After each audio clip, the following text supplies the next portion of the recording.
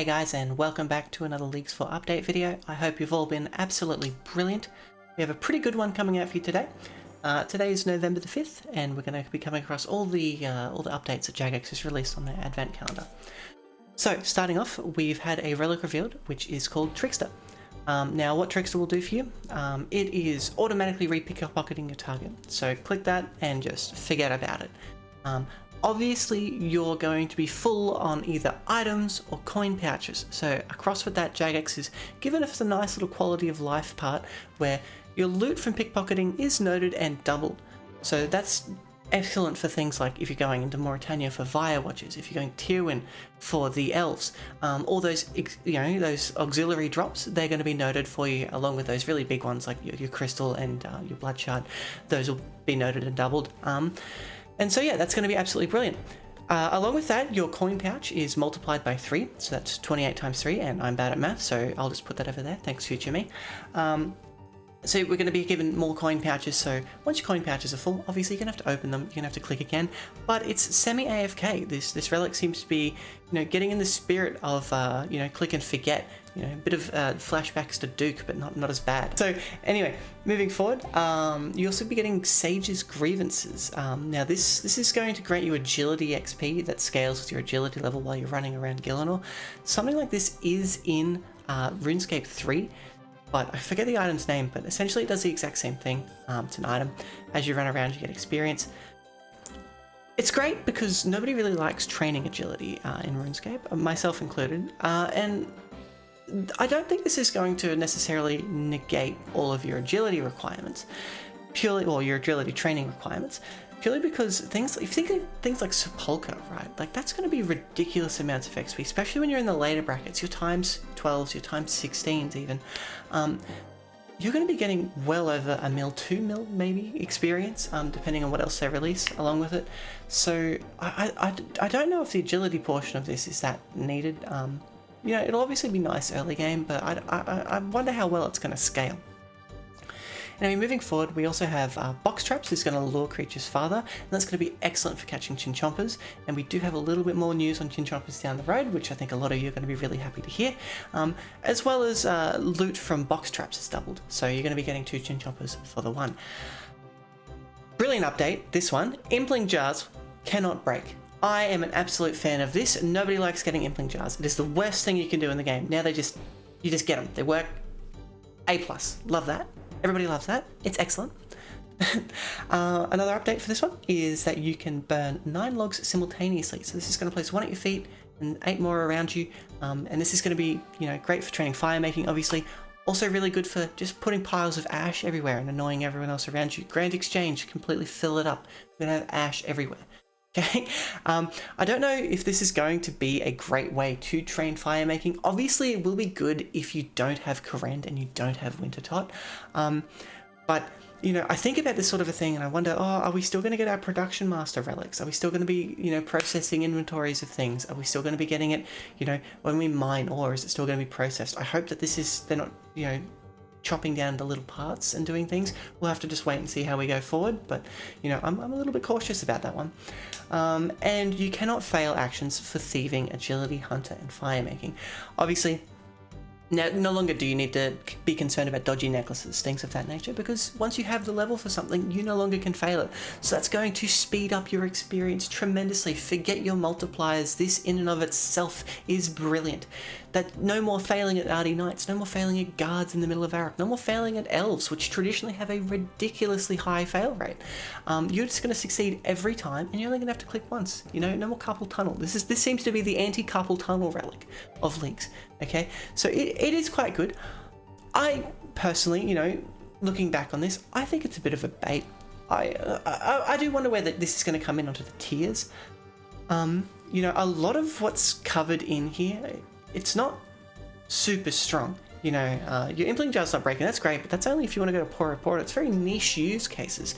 Your box traps lure things faster, okay, but like I can just train my range with a bow and it's going to get up there pretty quick. The updates are quite nice, and obviously the thieving, but like I said, you could go do Pyramid Plunder. and you'll get ridiculous experience there. You don't need to AFK your thieving, but it is probably nicer for the more casual players. I myself am probably going to go for trying 200 mil all skills, so I'm a bit of a sweat, so don't take everything I say seriously. But yeah, that's Trickster in a nutshell. They are hiding the passive effect of this one for now, and I imagine they're going to be the same across all of the options that you have in this sort of a tier list. But yeah, that's the Trickster Relic summed up, essentially. Alrighty, up next we have our drop rate multipliers. So this was announced yesterday for leaks. We're going to be getting increasing drop rates from 2 to 5 times. So this is going to be on your key items. Think like your Abyssal Whips and your other core drops like that, purples and stuff of that nature. It's going all the way up to 5 times this time, which is quite high. I believe the last league's only stopped at 4, so that's going to be really nice. And that'll be at key breakpoints throughout the leagues. Jagex will let us know when those are coming. But this is across the board. You know, you don't have to select a relic for this one. This is what you get for playing the game mode, which is quite nice. Another update that they've put in is minigame points. So your minigame points are also going to be multiplied, which was really sought after in the last leagues. Everybody really wanted this. One really great part about this, and I hope it extends, will be Giant's Foundry for those of you taking Desert, much like I am.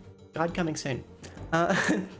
But essentially Giant's Foundry, your Temperos, your Winter Tots. I wonder if it's going to work at Winter Tot. Like, do I get for like multiple valuable drops in the one crate because of the points multiplied?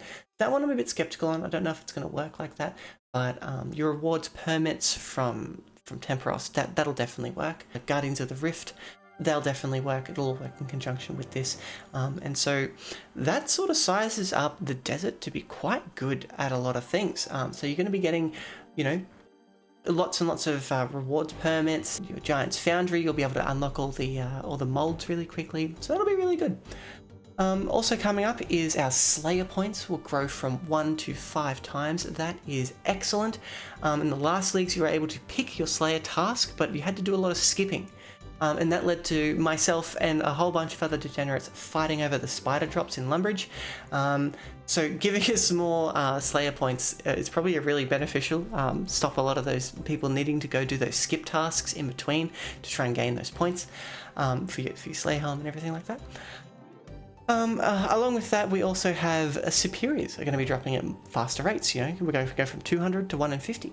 That's going to be really good for getting like your Imbued Heart, your Slayering, as well as like just generally increasing the drops for like a lot of like great things. So think like if you're going Fremnik and you have Basilisk Knights, you're going to be seeing a lot more Superiors, and they have a lot higher chance of dropping those like Jaws and stuff like that. So that's going to be really good.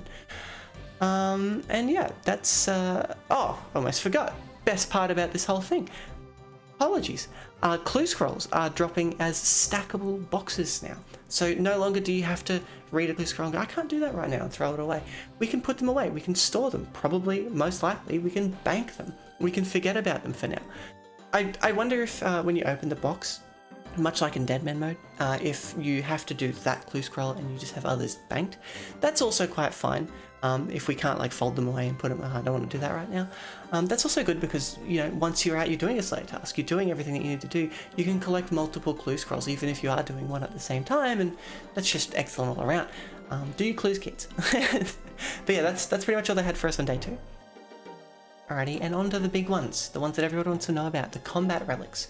Okay, we have 3 combat relics released for ranged, melee, and mage, and they're going to be coming in really probably early into it, maybe tier 3 if I had to have a guess, because that's where it was last time. And these are really going to set the pace for your gameplay. These are deciding what you want to do, so you're not necessarily locked out of other combat styles, but you do get a lot, and I mean a lot of benefits in picking your combat style relic. So you're going to be wanting to think about your areas, you're going to be thinking carefully and deciding on what you want to pick. Okay, because your whole game's going to be geared towards this sort of thing. Obviously, you don't have to pick all of your areas at once. You can slowly do that and you can figure it out as you go. But yeah, let's dive into what they do. So first up, we have Superior Sorcerer. This is going to be the one that I take personally. The Superior Sorcerer has a fair few effects, and the first one is your attack speed with weapons of 4 and above is halved and rounded down. So your tridents, your Ivan stuff, they're going to be a 2-tick. As well as your Tumikin's Shadow, okay, because that's 5 tick, gets rounded down to 2.5, it gets halved to 2.5 and then rounded down, so that's going to become a 2-tick weapon. So that's going to be absolutely fantastic. Okay, so also your magic weapons with 3 attack speed or below have their speed halved and then rounded up. So that means that you can't get ridiculously fast things and you can't be going around blowpiping things. That's quite fair. Also, I think something that's going to be absolutely goated this league, you save 90% of your runes when casting spells. This also includes charges on your powered staffs, so think your Tridents of the Seas, Tridents of the Swamps, Sanguinesi staff, Tunic and Shadow, Slayer staff even. All of these, you'll be saving your charges for them, 90% rate. So that's absolutely fantastic. You don't want to be doing too much rune crafting early into the game. This is really going to propel you through. And then obviously if you're going for 99 rune crafting and stuff, you'll have everything you need with some excess. So, you know, you might be alching those Wrath runes a little later for the extra XP, and the extra GP, I should say. Also, you will be getting the Arcane, oh, sorry, almost missed one. You'll be getting Bind spells, always hit on an unfrozen target. So this is going to be really good for doing things like God Wars. You can freeze General Grador, you can freeze your Kirill, and just pretty much stand back and just annihilate the boss. Pretty no skill, pretty no effort, especially when you think they're going to be instants and they're going to be those quick respawn timers. So players are just going to be really able to just stand on the other side of the room and just sort of nuke them from Lumbridge. Which, you know, that's fine, that's leagues, that's what it's all about, having fun, getting those drops. Obviously for Mage, you're going to want to not be necessarily doing Garage, General Grador and Kirill, but you get the idea there. Moving on, we also get the Arcane Grimoire. Now this is something that was in Deadman, and this is going to allow you to change between any of the spell books you unlocked. So you do have to have the areas unlocked, so I think Desert you're going to need Ancients, you get for Korenj you're going to get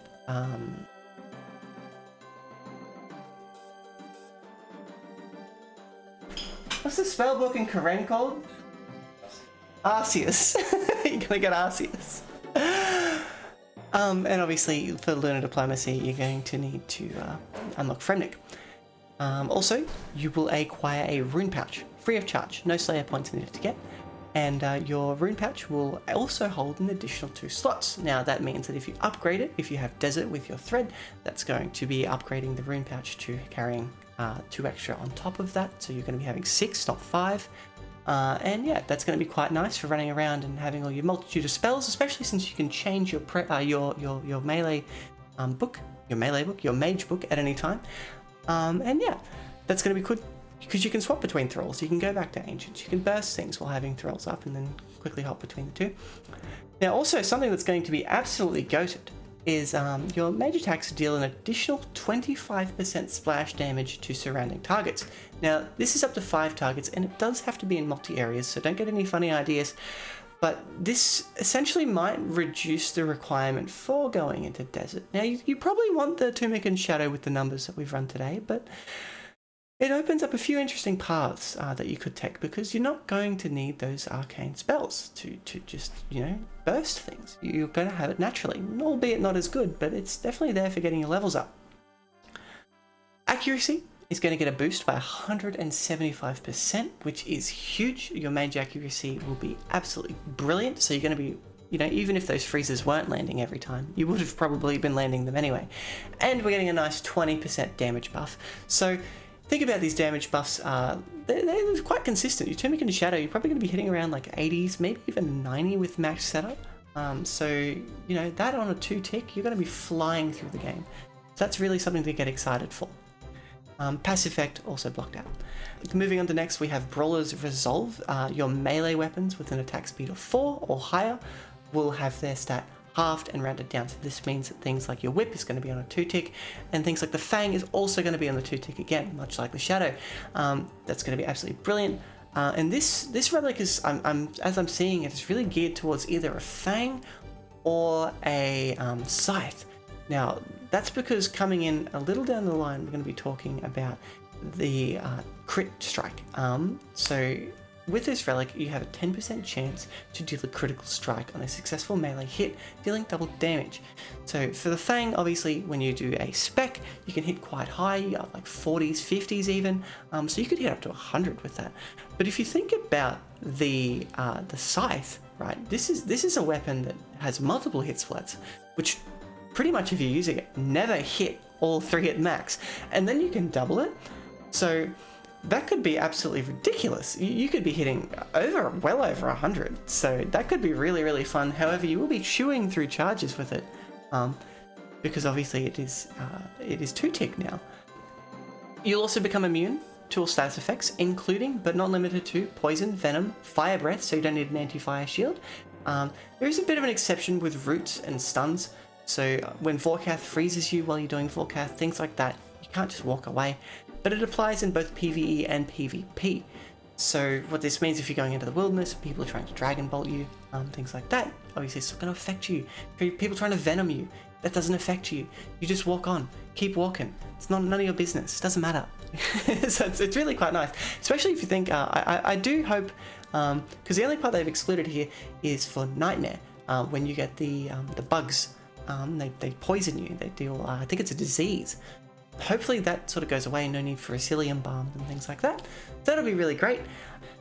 Along with it, obviously your accuracy is being increased by 50%, so I think this might actually shake up the Fang meta for leagues. Because of that, that extra accuracy, this might bring Fang as a almost guaranteed hit to an absolutely guaranteed hit. But things like your Scythe and your Whips, even earlier game, those are going to probably be hitting extremely consistency, maybe even like 80 to 90%. So you might not necessarily need to hit every time. You might go for a lesser accuracy weapon and pick up a higher max hit. So that could be really, really good. Also, what I reckon will be absolutely brilliant for this, and why I'm really tempted to take it, is your magic, range, and mage defense is increased by 50%. So that means if you want to try and do the Inferno, right? Hear me out. If you want to get practice for the Inferno, you can go get your Justice here. You can swing over to Karamja with pretty much the same setup if you go take Desert and everything else like that.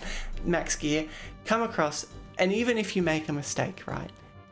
It's barely going to hit you. Well, it'll still hit you pretty hard, but it's really not going to do that much. So it could be really good for those of you who are trying to learn to do the Inferno. But it's also just going to be fun for pretty much just running into any boss, and just swinging. I kind of see this as like a nice, simple, I'm just here to have fun sort of a relic. And also just laugh about it, because the bosses, they're not going to really be able to hurt you. Especially if we have another relic that reduces damage. That's going to be ridiculous. Imagine having 50% higher defense and then taking 25% less damage when they do hit you. That's going to be really, really nice. Okay, moving on to the third relic, and this is going to be Archer's Embrace. Now this is for your rangers, okay? So pretty much anyone going Tyrowin or Kandarin, not Kandarin, sorry, Zaya, you're going to be wanting to pick this one up, because this is going to make your T-bows and your Bofas ridiculously strong, along with the Blowpipe, to be honest, because this one also has a rounding down speed effect. Anything with 4 and over gets halved and rounded down. Anything under it, so 3 and under, gets halved, rounded up. So your Blowpipe on Rapid is normally a 2-tick weapon, but now it will be a 1-tick weapon. So that's going to be absolutely nutty. Your Twisted Bow, that's going to be coming in at a 2-tick.